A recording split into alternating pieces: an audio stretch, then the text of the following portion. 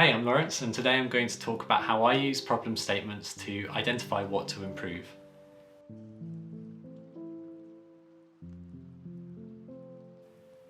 This episode is all about how we can move on from activities like assumption or journey mapping to exploring and tackling our problems and improving our product or service. So we've teamed up with Mosaik Education, who provide programs to teachers that support refugees reach university. Their goal at the moment is to run more of their programs reaching more refugees. But to do that, they need to make it easier for teachers and facilitators to run the programs without Mosaik support. This gives Mosaik more time to do what they do best, which is designing and developing ways to support refugees reach university. This activity comes after you've already identified what you want to improve.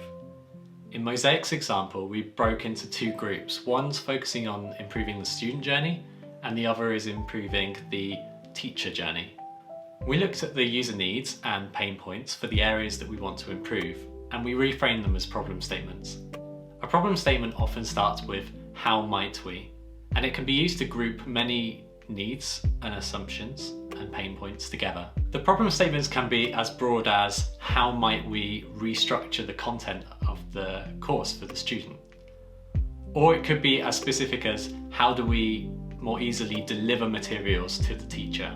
Once we had our problem statements, we could run a quick prioritization technique, identifying what we must, should, and could do.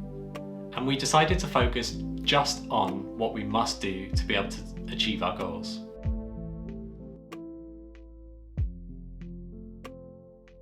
At this stage, it can feel like you're going over and over the same content, but be patient.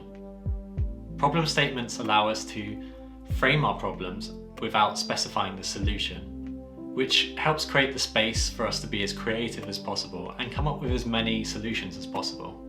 At the next stage, we're going to take the best bits of all the ideas and bring them together. That's going to allow us to prototype something that we can put in front of users and test. So I hope you're enjoying following our journey and it's useful for your own projects. Don't forget to like and subscribe so that you can keep up to date with how this project's moving on. Thank you.